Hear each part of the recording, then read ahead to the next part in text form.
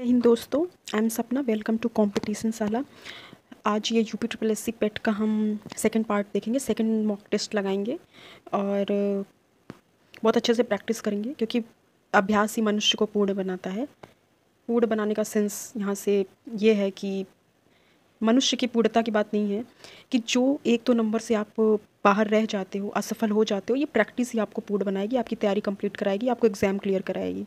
अक्सर हम ऐसा करते हैं कि अरे प्रैक्टिस जितना करेंगे उससे ज़्यादा तो पढ़ लेंगे। वो कितना भी पढ़ लो ना, बिना प्रैक्टिस के कुछ नहीं होता। वो जो आप वहाँ पे एग्ज़ाम हॉल में एरर करते हो, गलतियाँ होती हैं छोटी बड़ी, वो सिर्फ इसी की वजह से होती है। तो इसीलिए प्रैक्टिस खूब करिए क्योंकि एग्ज़ाम के सिर्फ 20-22 दिन बचे हैं। तो जितना हो सके प्रैक्टिस कर लीजिए और क्वेश्चंस को जो लगे कि मुझसे ज़्यादा गलत हो रहा है, मुझे नहीं आ रहा है, उसको आप एक छोटा सा एक नोट्स बना लो और उसी पे लिख लो और फिर लास्ट टाइम पे वही रिवीजन करो। 5-10-15 मिनट उसको क्वेश्चंस देख लोगे तो वो याद रहेगा और उसी के बेसिस पे आप वहाँ पे क्वेश्चंस टैकल कर ले जाओगे। आइए शुरू करते हैं, क्वेश्चन स्टार्ट करते हैं। फर्स्ट हमारा बोल रहा है कि निम्न में से किस देश की सीमा भारत के साथ नहीं लगती है। तो ऑप्शन ए हमारा Nepal, second Iran, Myanmar, Bangladesh. तो भारत की जो सीमा है नेपाल से भी लगती है, म्यांमार से भी लगती है, बांग्लादेश से भी लगती है और ईरान की सीमा बांग्लादेश से नहीं लगती है क्योंकि ये ईरान, इराक और ये सारे जो मिडिल ईस्ट के जो कंट्री हैं तो वो ईरान वहाँ पे है। अफ़गानिस्तान से बॉर्डर शेयर करता है ईरान। तो इसका हमारा राइट ऑप्शन क्या हो जाएगा? ईरान से नहीं लगती। आइए नेक्स्ट क्वेश्चन देखते हैं। क्षेत्रफल की दृष्टि से भारत का सबसे बड़ा राज्य कौन सा है? तो क्षेत्रफल की दृष्टि से भारत का सबसे बड़ा राज्य राजस्थान है। इसके बाद देखिए, सिर्फ हमें इतना ही नहीं याद करना है कि सबसे बड़ा राज्य कौन सा, सबसे छोटा। हमें 2-3 स्टेप आगे का भी लेके चलना है ताकि एग्जामिनर कैसे भी क्वेश्चन घुमा फिरा के पूछे और हम उस आसानी से क्वेश्चंस टैकल कर ले जाएं। तो फर्स्ट में हमारा राजस्थान आता है, इसके बाद मध्य प्रदेश है, थर्ड में हमारा महाराष्ट्र है। तो इसमें राइट ऑप्शन हमारा राजस्थान हो जाएगा। तो क्षेत्रफल की दृष्टि से भारत का सबसे बड़ा राज्य राजस्थान है, सेकंड में हमारा एमपी है, थर्ड में हमारा महाराष्ट्र है। आइए नेक्स्ट क्वेश्चन देखते हैं। निम्न में कौन सा युग्म गलत है, मतलब जो मैच नहीं कर रहा है, कॉम्बिनेशन जो दिया हुआ है वो मैच नहीं कर रहा है। तो घूमर राजस्थान, एक मूवी भी आई थी घूमर घूमर जो सॉन्ग है, तो वो राजस्थानी कल्चर पे बेस्ड है। तो ये हमारा राइट ऑप्शन घूमर, तो ये हमारा गलत पूछा है। तो घूमर राजस्थान का सही हो जाएगा। बिहू असम में है तो ये गलत हो जाएगा। भांगड़ा पंजाब में और लावणी महाराष्ट्र। तो हमारा राइट ऑप्शन क्या होगा? बिहू। बिहू बिहार में नहीं, बिहू असम में मनाया जाता है। आइए नेक्स्ट क्वेश्चन देखते हैं। निम्न में कौन सा पुरस्कार साहित्यिक कार्य के लिए दिया जाता है? तो ये जो व्यास सम्मान है हमारा साहित्यिक पुरस्कार के लिए, साहित्यिक कार्य के लिए दिया जाता है। और सबसे बड़ा जो साहित्य के क्षेत्र में पुरस्कार दिया जाता है वो ज्ञानपीठ है और इसके बाद व्यास सम्मान सेकंड नंबर पे आता है। और ये जो व्यास सम्मान है वो के बिरला फाउंडेशन द्वारा दिया जाता है क्योंकि अक्सर क्वेश्चन एग्जाम में ये भी बन जाता है कि किस फाउंडेशन या कौन सी संस्था इसको स्पॉन्सर करती है। तो के बिरला फाउंडेशन इस पुरस्कार को स्पॉन्सर करती है और ये 10 वर्षों में प्रकाशित कोई भी हिंदी की जो पुस्तक है उसके लेखन कार्य के लिए ये दिया जाता है। और ये जितने भी हैं अर्जुन पुरस्कार, अशोक चक्र, गीता चोपड़ा पुरस्कार। अर्जुन पुरस्कार हमारा भारत का दूसरा सबसे बड़ा खेल पुरस्कार है। फर्स्ट में हमारा जो उनके नाम पे क्या कहते हैं, मेजर ध्यानचंद के नाम पे जो बना है मेजर ध्यानचंद पुरस्कार, वो हमारा फर्स्ट पे आएगा। सेकंड में हमारा बड़ा खेल पुरस्कार वो अर्जुन पुरस्कार है और अशोक चक्र और एक गीता चोपड़ा पुरस्कार ये वीरता के लिए प्रदान किए जाते हैं। और क्वेश्चन करंट का ये भी बन सकता है कि 2022 का व्यास सम्मान जो है किसको मिला है? तो वो ज्ञान चतुर्वेदी, उनका जो एक उपन्यास था पागलखाना, उसके लिए उनको प्रदान किया गया था। तो ये भी क्वेश्चन बन सकता है कि 2022 का क्या व्यास पुरस्कार जो है वो किसके, पागलखाना के लिए ज्ञान चतुर्वेदी को मिला है। आइए नेक्स्ट क्वेश्चन देखते हैं। अंतर्राष्ट्रीय योग दिवस प्रतिदिन किस दिन को मनाया जाता है? तो ये अंतर्राष्ट्रीय योग दिवस 21 जून को मनाया जाता है। और इसकी शुरुआत कब हुई थी? देखिए, जैसे कोई भी क्वेश्चन प्रैक्टिस करिए ना तो सिर्फ ऐसे ऑब्जेक्टिव क्वेश्चन नहीं, उसकी जो पृष्ठभूमि क्या रही है, वो कैसे ये योग दिवस कहाँ से शुरू हुआ, कैसे इसका कॉन्सेप्ट आया, किसके दिमाग में आया, विचार ये कहाँ से आया, इसको भी थोड़ा जान लेने से ना आप फ़ायदे में ही रहोगे। तो अंतर्राष्ट्रीय योग दिवस जो है हमारा 21 जून को मनाया गया और पहला जो अंतर्राष्ट्रीय योग दिवस था ये जो 21 जून 2015 को मनाया गया था। और इसकी जो थीम है, और ये योग दिवस जो है कब से स्टार्ट हुआ था? योग दिवस 21 जून 2015 को पहली बारी मनाया गया था और इसको जो होस्ट किया था वो इंडिया ने ही किया था। और जो ये भी क्वेश्चंस बन सकता है कि 2023 की थीम क्या रही है। तो आप सबको पता होगा कि G20 की अध्यक्षता इस बार भारत को मिली थी और ये हम सब के लिए बहुत ही गौरव का पल था और हमने इसकी मेज़बानी भी बहुत एकदम नए अंदाज में की थी, जिसकी एप्रिसिएशन पूरे कंट्रीज़ में मिली हमें। तो इसकी जो थीम है वसुधैव कुटुंबकम के लिए योग, वसुधैव कुटुंबकम के लिए योग, योगा फॉर वसुधैव कुटुंबकम, ये 2023 की 21 जून जो योगा हम सेलिब्रेट करते हैं उसकी थीम रही है। क्योंकि क्वेश्चंस ये भी बन सकता है कि इस बार जो योगा 21 जून को हम मनाते हैं उसकी थीम क्या रही है। तो योगा फॉर वसुधैव कुटुंबकम, ये हमारा राइट ऑप्शन हो जाएगा 21 जून। आइए नेक्स्ट क्वेश्चन देखते हैं।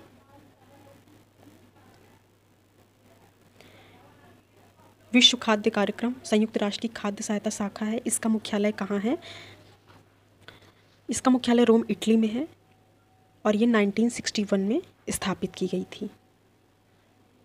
वर्ल्ड फूड प्रोग्राम संयुक्त राष्ट्र की एक खाद्य सहायता शाखा है, उसका जो मुख्यालय है ये हमारा रोम इटली में है। इटली की कैपिटल रोम है, तो इसका जो मुख्यालय है रोम में है। आइए नेक्स्ट क्वेश्चन देखते हैं। The man who made the elephant dance, प्रसिद्ध उद्यमी, ये किसकी पुस्तक के बारे में, किसकी आत्मकथा है? तो the man who made the elephant dance जो है ये डॉक्टर वर्गीस कुरियन की आत्मकथा है। और वर्गीस कुरियन का नाम आप सबको पता होगा कि जो दुग्ध क्रांति थी भारत में, इसको लाने का श्रेय वर्गीस कुरियन को ही माना जाता है। श्वेत क्रांति जो दुग्ध उत्पादन से मिल्क प्रोडक्शन से रिलेटेड रहा है, तो उसके संस्थापक वर्गीस कुरियन, डॉक्टर वर्गीस कुरियन साहब थे।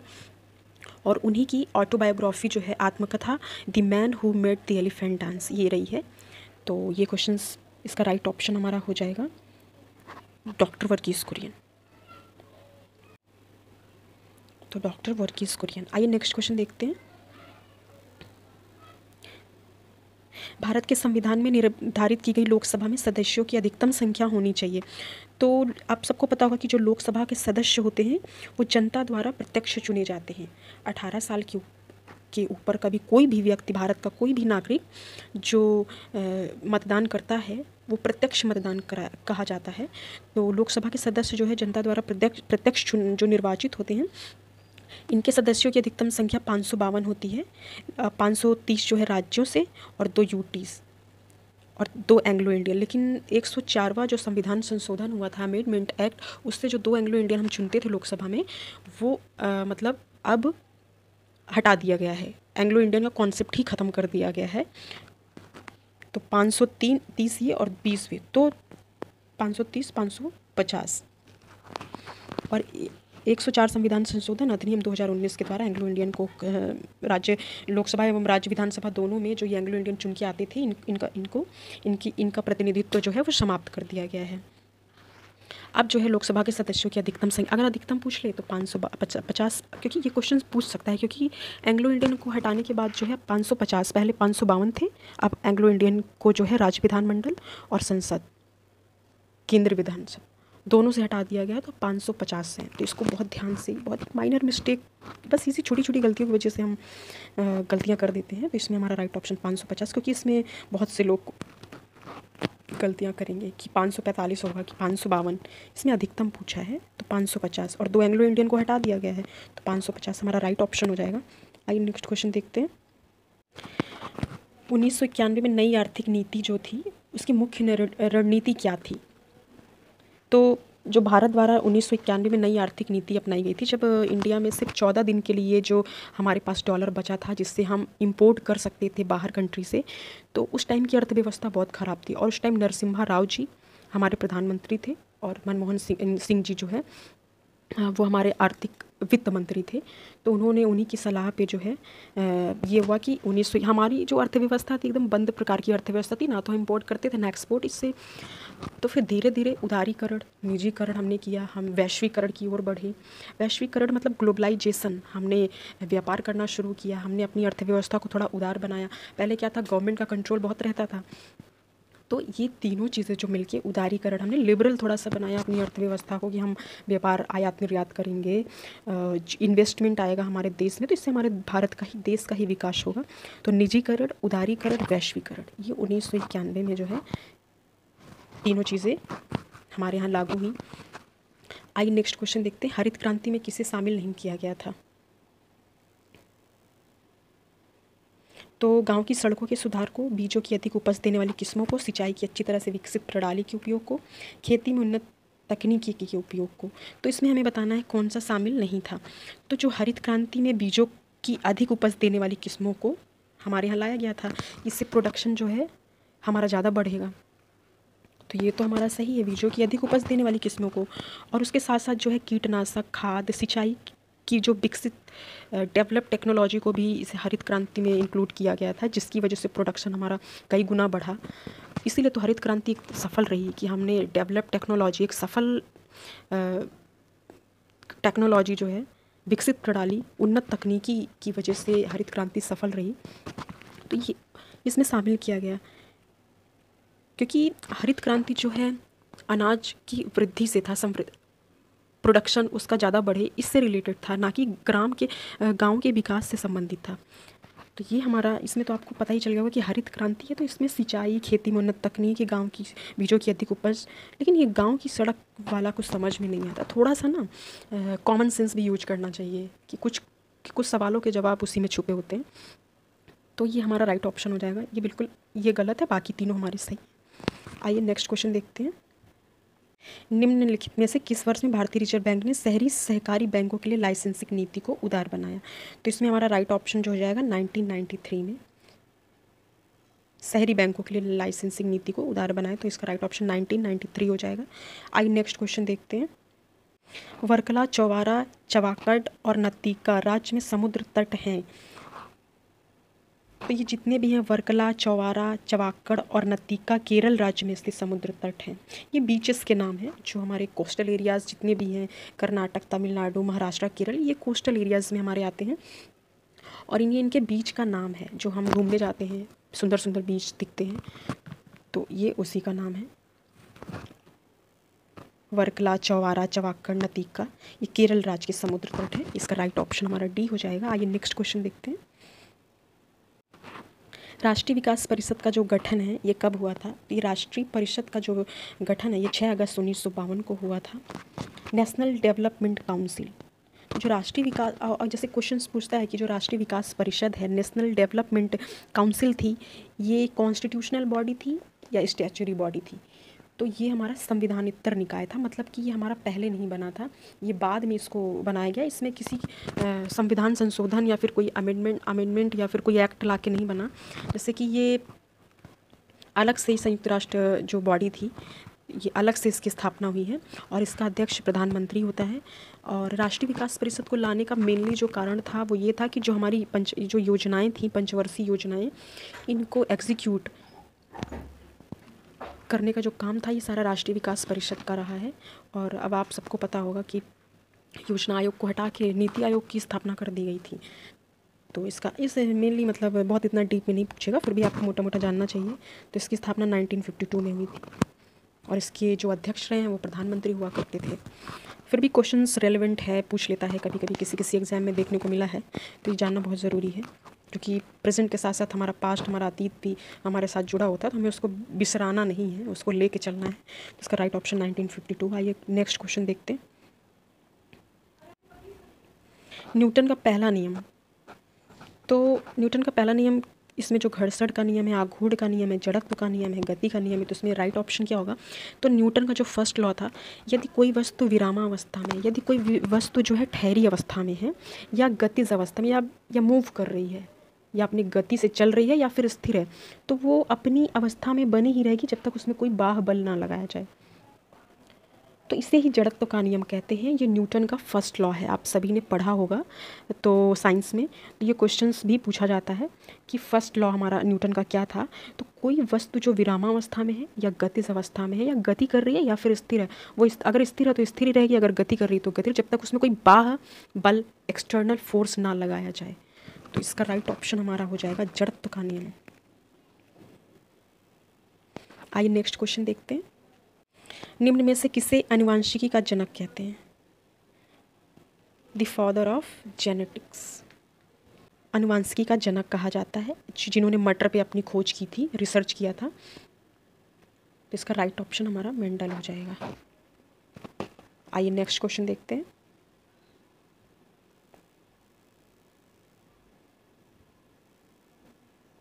निम्न में से किस बीमारी को 3D की बीमारी के नाम से जाना जाता है? इसमें डिमेंशिया, डायरिया, डर्मेटाइटिस शामिल है। तो इसमें जो है पेलाग्रा है को 3D की बीमारी के नाम से जाना जाता है, क्योंकि इसमें व्यक्ति में जो है डिमेंशिया, डायरिया और डर्मेटाइटिस जो है तीनों रोग उत्पन्न होते हैं।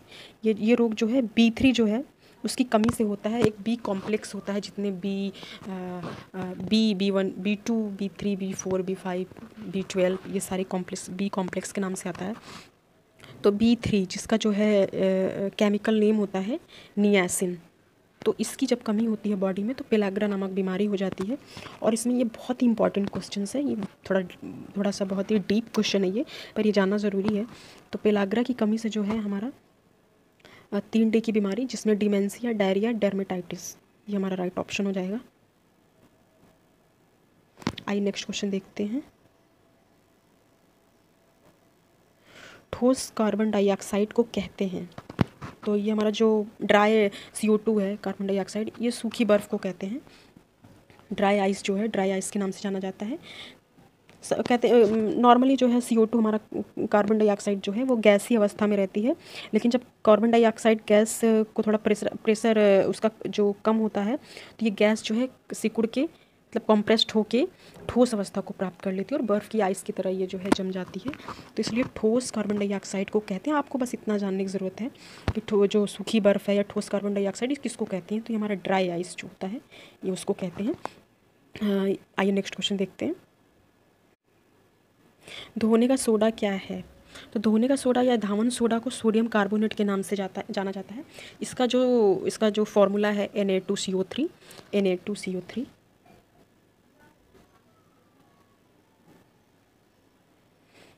धोने का सोडा, धावन सोडा जो है इसका राइट ऑप्शन हाँ सोडियम कार्बोनेट। और ये जो सोडियम बाइकार्बोनेट है ये बेकिंग सोडा का नाम आता है। इसमें बहुत देखिए कितना क्लोज ऑप्शन रहता है। सोडियम बाइकार्बोनेट जो है बेकिंग सोडा जो हम खाने के लिए यूज़ करते हैं, बेकरी में जो यूज़ होता है, और सोडियम कार्बोनेट है धावन सोडा जो कपड़े धोने वाला जो साबुन वगैरह होता है उसमें यूज किया जाता है Na2CO3। तो इसका राइट ऑप्शन ये हो जाएगा। आइए नेक्स्ट क्वेश्चन देखते हैं। भारतीय संविधान का निम्न में से कौन सा अनुच्छेद विधि के समझ समता के अधिकार से संबंधित है? तो भारतीय संविधान का जो अनुच्छेद 14 है, आर्टिकल 14 अनुच्छेद 14 जो है विधि के समझ समानता की बात करता है। मतलब विधि के समझ सबको समान अधिकार है। विधि कानून जो है सबके लिए एक बराबर है, छोटा हो बड़ा हो, किसी भी जाति का हो, किसी भी धर्म का हो, किसी भी लिंग का हो, कोई भी हो, कानून सबके लिए बराबर है। तो विधि के समझ समानता की जो बात है वो हमारा आर्टिकल 14 करता है। तो ये आइए नेक्स्ट क्वेश्चन देखते हैं। तो ये सारे मूल अधिकार में आते हैं। भारतीय संविधान में 14 जो है विधि के समक्ष मूल अधिकारों की बात करता है, और 15 हमारा है कि धर्म, मूल वंश, किसी भी जाति, जन्म के आधार पर उसके साथ भेदभाव नहीं होगा। आर्टिकल 16 है लोक नियोजन के का जो अवसर है, सरकारी नौकरी में सबको समान अधिकार है, सबको समान अवसर दिया जाएगा। आर्टिकल 17 जो अनुच्छेद 17 है वो अस्पृश्यता का अंत करता है। किसी के साथ छुआछूत की ये वाली का भेदभाव नहीं किया जाएगा कि तुम फलाने जाति के हो तो तुम्हारे साथ इसके साथ भेदभाव होगा। 17 अस्पृश्यता का उन्मूलन की बात करता है। और आर्टिकल 18 उपाधियों का अंत करता है। राय, शर, बहादुर जैसी उपाधियाँ जो पहले अंग्रेजों के टाइम में दी जाती थी उसको समाप्त कर दिया, उसको एबोलिश कर दिया गया है। तो आर्टिकल 18 है। तो यहाँ पे विधि के समक्ष की समानता की बात की जाएगी तो आर्टिकल 14 है। आइए नेक्स्ट क्वेश्चन देखते हैं। देखिए इसमें सारे क्वेश्चंस GS के, हिंदी के, करंट अफेयर्स सारे इंक्लूडेड हैं। GS में भी पॉलिटी, ज्योग्राफी, हिस्ट्री, साइंस, सब कुछ सबका समावेश है। आइए देखते हैं पॉलिटी का क्वेश्चन ही है ये। भारतीय संविधान का अनुच्छेद 44 नागरिकों के लिए समान नागरिक संहिता से संबंधित है। देखिए मेरा एक अभी मैंने इसमें लिंक दे दूँगी। DPSP जो है राज्य का नीति निदेशक तत्व क्या है उसको मैंने बहुत ही विस्तार से पढ़ाया है, एकदम कंप्लीट एनालिसिस आपको मिल जाएगी उसमें। तो मैंने उस पर बहुत एकदम स्टोरी की तरह उसमें बताया है कि DPSP जितने भी आर्टिकल रहे हैं 36 से 51 अनुच्छेद बहुत कंप्लीट बिल्कुल एकदम संपूर्ण एकदम अच्छे से बताया है कि क्या है। आर्टिकल जो 444 मतलब बराबर, तो ये नागरिकों के जो कॉमन सिविल कोड है आर्टिकल 44 में इसकी व्याख्या की गई है। और इसमें पूछा गया है कि ये राज्य के नीति निदेशक सिद्धांतों से संबंधित है या फिर केंद्र सरकार या भारत या फंडामेंटल राइट है या DPSP है या फिर मौलिक कर्तव्य है या फिर केंद्र सरकार से संबंधित है। तो इसका राइट ऑप्शन हमारा हो जाएगा राज्य के नीति निदेशक तत्व है। राज्य के नीति निदेशक तत्व जो है DPSP अनुच्छेद 44 में कॉमन सिविल कोड की बात की गई है, नागरिकों के लिए समान संहिता की बात की गई है। और ये जो डीपीएसपी है हमारा भाग 5 में अनुच्छेद 36 से 51 तक इसमें डीपीएसपी का उल्लेख किया गया है। और जो आर्टिकल 44 है नागरिकों के लिए समान नागरिक संहिता, मतलब कि एक सामाजिक कानून होता है, एक नागरिक कानून होता है कि धर्म के आधार पर जैसे कोई अपराध करता है, जैसे कि दीवानी या फिर आपराधिक मामले जो आते हैं उसमें तो सबको एक बराबर सज़ा मिलती है। लेकिन धर्म के आधार पर जैसे कि गोद लेना, तलाक, विवाह, ये इसके हिंदुओं के अपने अलग धर्म कानून हैं धार्मिक, ये धर्म के आधार पर ये कानून बटे हुए हैं, मुस्लिमों के अलग। तो भाई जब विधि के समक्ष समान अधिकार सबको है, एक ही पायदान पर अगर हम सब हैं, तो फिर कानून की जो सज़ा है वो सबको अलग अलग क्यों दी जाए। तो कॉमन सिविल कोड हमारी ये बात करता है कि सबके समान अधिकार हों, जितने भी नागरिक हैं उनको एक ही कानून से सबको हाँका जाए, अंकुश सिर्फ एक हो हमारा कानून और उसके आगे सारे बराबर हों। तो अभी खैर ये लागू नहीं हुआ, विवाद का विषय बहुत पहले से चला आ रहा है, अभी भी है, बहुत जल्द हम देखेंगे कि इसका कोई कानून बनकर आएगा और वो हम सभी भारतीयों के लिए लाभकारी होगा। आइए नेक्स्ट क्वेश्चन देखते हैं। संविधान सभा के पहले अस्थायी अध्यक्ष कौन थे? तो 9 दिसंबर 1946 को संविधान सभा की पहली बैठक हुई थी, जिसकी अध्यक्षता डॉक्टर सच्चिदानंद सिन्हा ने की थी। और फिर जब है वो पहले अस्थायी अध्यक्ष बने, फिर उनको हटा के फिर उसके बाद 11 दिसंबर 1946 को डॉक्टर राजेंद्र प्रसाद ने इसकी अध्यक्षता की थी। तो इसमें कन्फ्यूजन, अस्थायी अध्यक्ष की जब बात की जाएगी, अगर अस्थायी अध्यक्ष की बात की जाएगी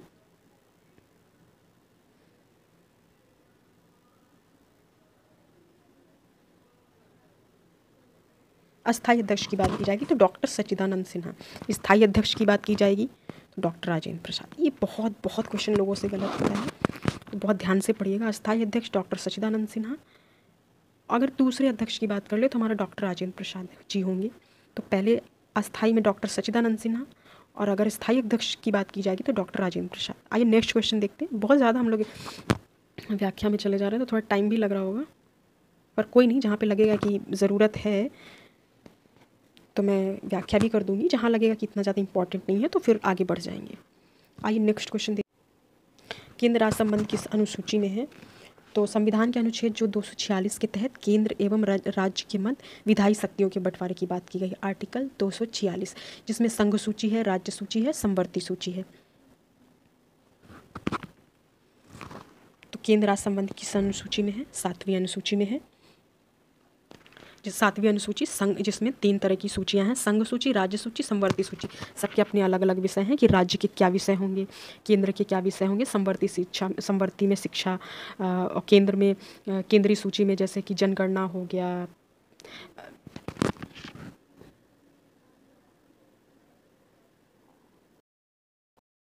आइए नेक्स्ट क्वेश्चन देखते हैं।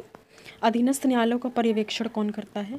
तो भारतीय संविधान के अनुच्छेद 227 के अंतर्गत उच्च न्यायालय को सभी अधीनस्थ न्यायालय का पर्यवेक्षण करने का अधिकार है। तो इसका राइट ऑप्शन हमारा हो जाएगा उच्च न्यायालय। आइए नेक्स्ट क्वेश्चन देखते हैं।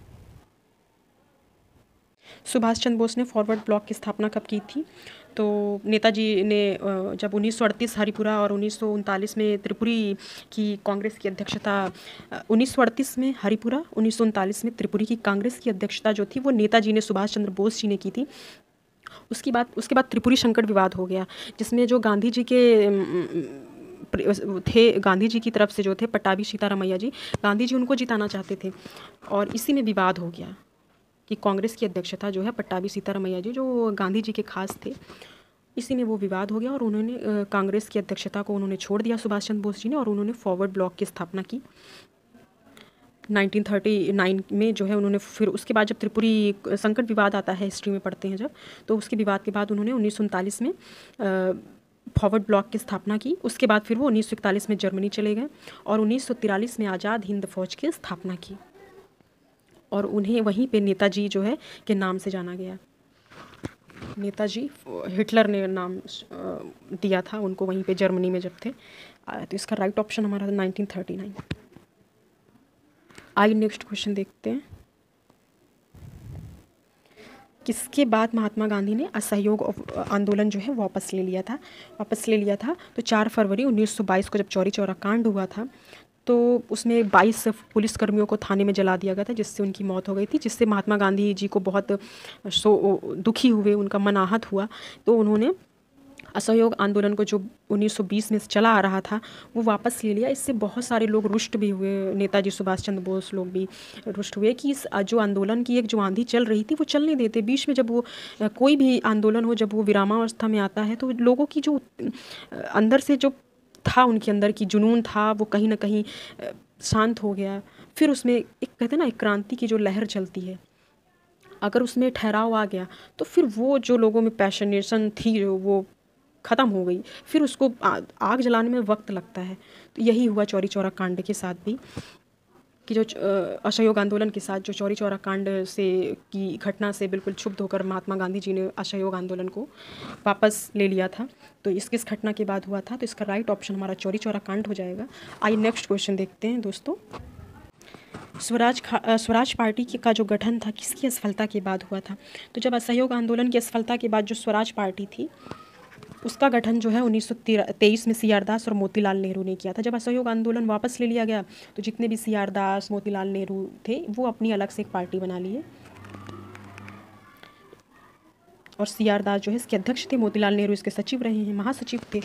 तो अगर ये पूछता है स्वराज पार्टी का जो गठन है वो किसकी असफलता के बाद हुई, तो ये हमारा हो जाएगा असहयोग आंदोलन। और असहयोग आंदोलन किसकी असफलता के बाद वापस ले लिया गया? तो चौरी चौरा कांड। इसको बहुत ध्यान से पढ़िएगा और इसको कहीं लिख लीजिए, क्योंकि कन्फ्यूज़न बहुत होती है। आइए नेक्स्ट क्वेश्चन देखते हैं। थोड़ा जल्दी जल्दी देखते हैं दोस्तों, बहुत ज़्यादा हम लोग धीरे चल रहे हैं। निम्न में से किसने 1935 के अधिनियम के बारे में कहा था? एक कार है जिसमें ब्रेक तो है पर इंजन नहीं है। तो ये जो है 1935 के अधिनियम के बारे में नेहरू जी ने कहा था। इसका राइट ऑप्शन हमारा हो जाएगा जवाहरलाल नेहरू। आइए नेक्स्ट क्वेश्चन देखते हैं। हिंदुस्तान सोशलिस्ट रिपब्लिक एसोसिएशन की स्थापना जो गठित किया गया था, ये किसने किया था?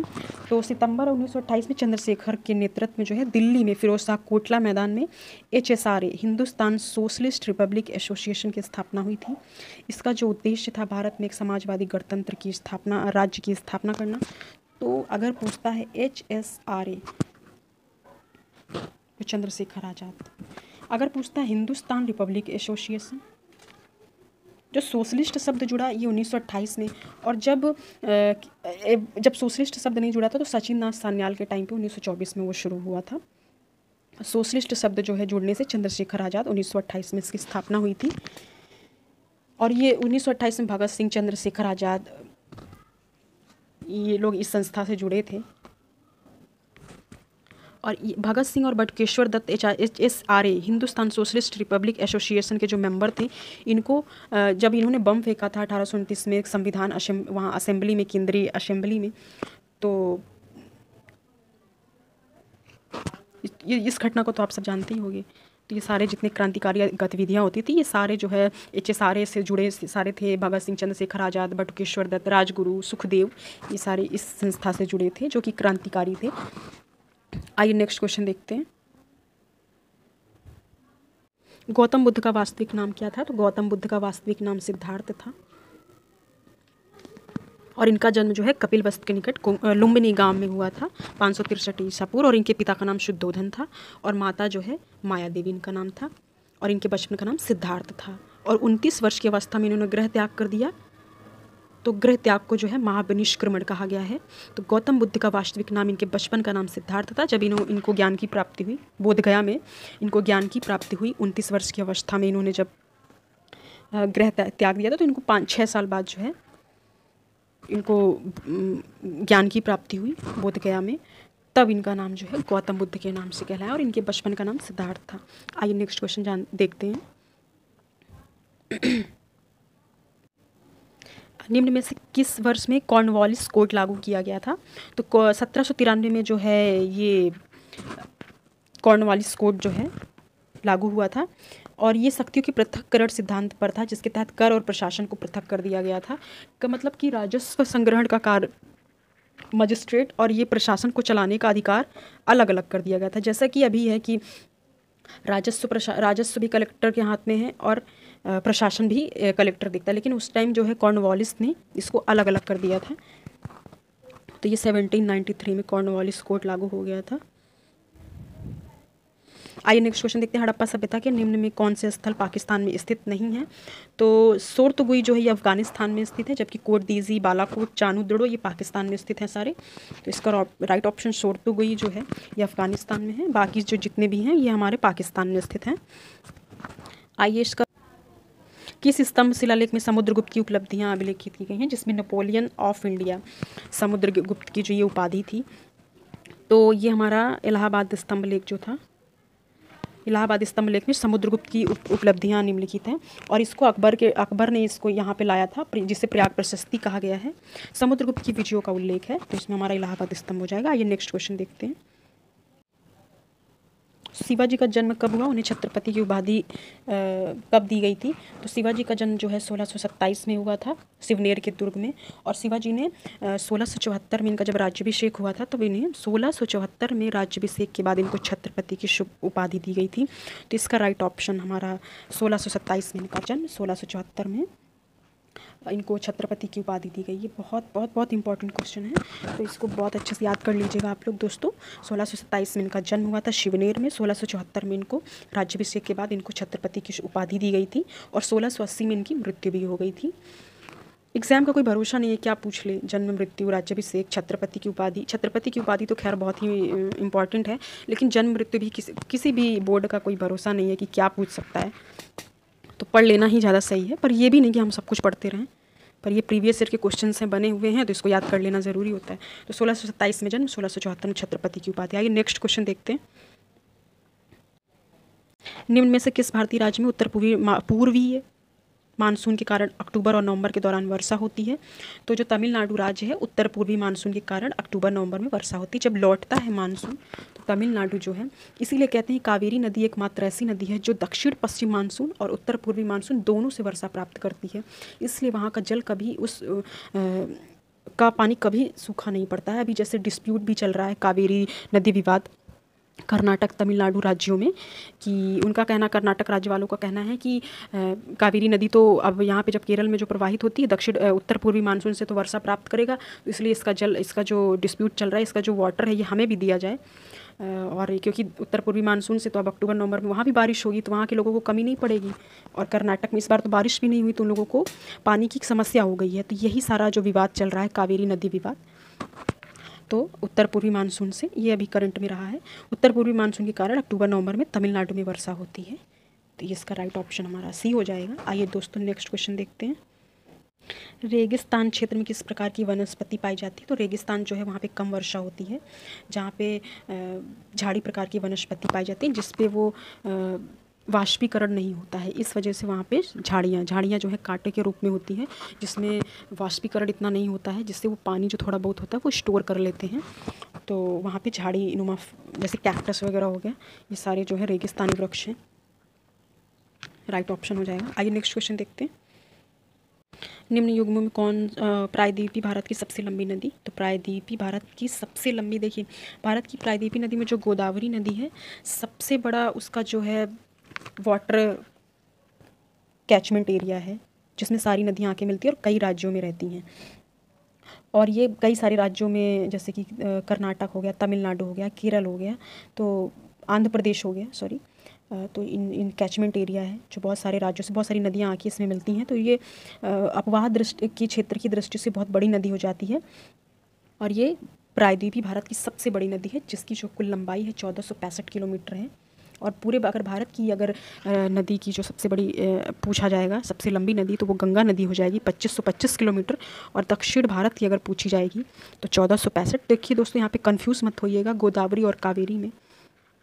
कावेरी की 865 समथिंग उसकी लंबाई है, तो बहुत छोटी नदी है।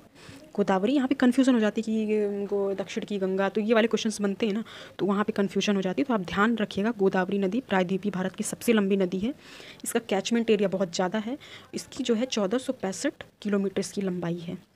और ये निकलती कहाँ से है? महाराष्ट्र के त्र्यंबकेश्वर जो पहाड़ी है नासिक में, महाराष्ट्र के त्र्यंबकेश्वर पहाड़ी से गोदावरी निकलती है, और जो कावेरी है वो ब्रह्मगिरी पर्वत से निकलती है। कृष्णा महाबलेश्वर से निकलती है, महाराष्ट्र से। ओरिजिन नदियों का कहाँ से है और उन कहाँ जाके मिलती है, उसकी डिस्ट्रीब्यूटर क्या है, ये सारे क्वेश्चंस बनते हैं। तो अभी हमें ये जानना ज़रूरी है कि इसकी जो है इसकी लंबाई 1465 है और ये दक्षिण भारत की प्रायद्वीपीय की सबसे लंबी नदी है और ये देश के दूसरे सबसे बड़ी नदी क्षेत्र का निर्माण करती है, क्योंकि पहली हमारी गंगा हो जाती है, सेकंड हमारी गोदावरी हो जाती है। तो इसका राइट ऑप्शन हमारा हो जाएगा गोदावरी। आइए नेक्स्ट क्वेश्चन देखते हैं दोस्तों। ये दर्रे हैं, जितने पासेस हैं, माउंटेन पासेस जो होते हैं, जो दो पहाड़ों के बीच में जो जगह होती है वो दर्रा और पास कहलाता है। तो आइए देखते हैं कौन सा कहाँ स्थित है, कौन सा सही नहीं है। तो इसमें दिया है बोमडिला, तो बोमडिला तो हमारा गलत हो जाएगा, क्योंकि बोमडिला हमारा अरुणाचल प्रदेश में है। नाथुला दर्रा हमारा सिक्किम में है, लिपुलेख दर्रा हमारा उत्तराखंड में है, रोहतांग दर्रा हमारा हिमाचल प्रदेश में है, जहाँ से रावी नदी निकलती है। तो बोमडिला हमारा, नाथुला हमारा अरुणाचल प्रदेश, नाथुला हमारा सिक्किम, इसमें तो दिया नहीं है, नाथुला सिक्किम हो जाएगा। रोहतांग जो है हमारा हिमाचल प्रदेश हो जाएगा। कौन सा सही है इसमें? देखिए सारे गलत हैं। बोमडिला अरुणाचल प्रदेश में है, नाथुला सिक्किम में है, लिपुलेख उत्तराखंड में।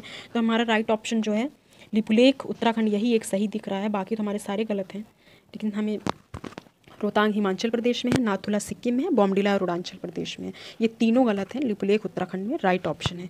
आइए नेक्स्ट क्वेश्चन देखते हैं दोस्तों। किस भारतीय शहर को भारत का मैनचेस्टर कहते हैं? तो अहमदाबाद को भारत का मैनचेस्टर कहते हैं और ये जो अहमदाबाद है गुजरात राज्य में साबरमती नदी के किनारे है।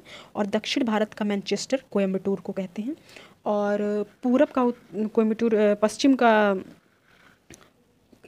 कोयम्बटूर किसको कहते हैं? वही सॉरी कानपुर भी जो है, कानपुर को भी मैनचेस्टर कहते हैं। भारत का मैनचेस्टर जो है भारतीय शहर को, इसमें कोयम्बटूर हमारा, इसमें भारत का मैनचेस्टर जो है हमारा अहमदाबाद हो जाएगा। तो राइट ऑप्शन ही हो जाएगा। कानपुर भी है, कानपुर को भी जो यूपी का है, पूर्व का मैनचेस्टर जो है वो हमारा कानपुर, और दक्षिण भारत का मैनचेस्टर कोयम्बटूर को कहते हैं। आइए नेक्स्ट क्वेश्चन देखते हैं। भारतीय हरित क्रांति की जन्मस्थली क्या थी? तो भारत में हरित क्रांति 1966 में शुरू हुआ था और इसको लाने का जो श्रेय है कृषि विश्वविद्यालय पंतनगर जो था उस टाइम। तो खैर ये यूपी में था, क्योंकि उत्तराखंड तो बाद में अलग हुआ है 2001 में, इसलिए इसको हरित क्रांति की जन्मस्थली कहते हैं, पंतनगर। आइए नेक्स्ट क्वेश्चन देखते हैं। अगस्त, ये करंट के क्वेश्चन हैं। तो 2023 में 9वां राष्ट्रीय मंडल जो संसदीय संघ भारत क्षेत्र सम्मेलन 2023 कहाँ हुआ था? तो हमारा इसका राइट ऑप्शन, इसमें उदयपुर, जयपुर, बेंगलोर, पुणे, तो इसका हमारा राइट ऑप्शन हो जाएगा राजस्थान के उदयपुर में ये आयोजित हुआ था। इस सम्मेलन का जो मुख्य थीम था डिजिटल युग में लोकतंत्र और सुशासन को मजबूत करना। तो इसका राइट ऑप्शन हमारा उदयपुर हो जाएगा। आइए नेक्स्ट क्वेश्चन देखते हैं। प्रतिष्ठित लोकमान्य तिलक राष्ट्रीय पुरस्कार 2023 किसे प्रदान किया गया था? तो इसका राइट ऑप्शन हो जाएगा ये प्रधानमंत्री नरेंद्र मोदी जी को जो है प्रतिष्ठित लोकमान्य तिलक 2023 पुरस्कार दिया गया था। और ये पुरस्कार उनके शानदार उनकी जो लीडरशिप है, उनकी कमाल की लीडरशिप है, जो पूरे अंतर्राष्ट्रीय स्तर पे एक अलग ही पहचान उनकी बनी है, और उनकी देशभक्ति की भावना को जगाने के लिए उनको लोकमान्य तिलक राष्ट्रीय पुरस्कार से सम्मानित किया गया है। तो ये क्वेश्चन से इम्पॉर्टेंट है। आइए नेक्स्ट क्वेश्चन देखते हैं। जून 2023 में किस राज्य के पुलिस विभाग द्वारा राज्य में अपराधियों और माफियाओं से निपटने हेतु ऑपरेशन कन्विक्शन नामक नई पहल शुरू की गई है? तो ये आप सबको पता होगा, जून में जब है उत्तर प्रदेश पुलिस विभाग द्वारा अपराधियों और माफियाओं को उनको निपटाने के लिए ऑपरेशन कन्विक्शन नामक एक नई पहल शुरू की गई है। इसके तहत पॉक्सो एक्ट के तहत इसमें जो है गौ हत्या, धर्म परिवर्तन, बलात्कार, हत्या, जो शोषण होता है, एक्सप्लॉइटेशन होता है, उसके तहत जो है इससे 20 मामले जुड़े हुए थे। और इसके अगर ये एक्ट अगर किसी के ऊपर लग जाता है तो 30 दिनों के अंदर वो सज़ा मिलेगी लोगों को जो अपराधी हैं। तो इसमें जो है राइट ऑप्शन हमारा हो जाएगा यूपी। आइए नेक्स्ट क्वेश्चन देख। जुलाई 2023 में शुरू की गई मेरा गांव मेरी धरोहर परियोजना का उद्देश्य भारत के कितने गांव का सांस्कृतिक मानचित्रण तैयार करना था? तो जो ये जुलाई 2023 में जो ये योजना शुरू हुई थी मेरा गांव मेरा धरोहर, ये भारत के सभी राज्यों और यूटीज़ में जो है लगभग 6.5 लाख गाँव का सांस्कृतिक मानचित्र जो उनका मैप है वो तैयार करना है। और ये इसका जो आज़ादी का महोत्सव जो हमने मनाया था, इसके अंतर्गत सांस्कृतिक मंत्रालय के द्वारा शुरू की गई थी। तो लगभग 6.5 लाख गाँव पूछा जा सकता है, ये क्वेश्चंस भी इम्पॉर्टेंट है। लगभग 6.5 लाख गाँव में ये योजना मनाई गई, ये इसका मानचित्रण जो है सांस्कृतिक मानचित्रण किया गया था। कल्चरल मैपिंग 6.5 लाख गाँव की कल्चरल मैपिंग जो है शुरू की गई थी। तो इसका राइट ऑप्शन 6.5 लाख गाँव हो जाएगा। तो दोस्तों, अगर ये मेरा प्रयास अगर आपको अच्छा लगता है तो ही लाइक करिएगा। अगर कोई कमी है तो प्लीज़ कमेंट करिएगा, मैं इम्प्रूव करने की कोशिश करूँगी।